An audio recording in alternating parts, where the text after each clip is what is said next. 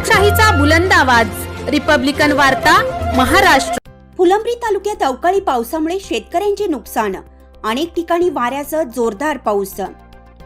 औरंगाबादच्या फुलंब्री तालुक्यात जोरदार अवकाळी पाऊस झाला असून त्यामुळे अनेक ठिकाणी शेतकऱ्यांचे मोठ्या प्रमाणात नुकसान झाल्याचं चित्र तालुक्यात सर्वत्र पाहायला मिळालं। याबाबत सविस्तर वृत्त असं की दिनांक 28 फेब्रुवारी रोजी फुलंब्री तालुक्यात अवकाळी पावसाने हजेरी लावली। या पावसामुळे शेतकऱ्यांचे गहू, हरभरा सहित अनेक पिकांचे नुकसान झाले। या पावसामुळे फुलंब्री शहरात सुरू असलेल्या उरूसमधील व्यापाऱ्यांची सुद्धा तारांबळ उडाली।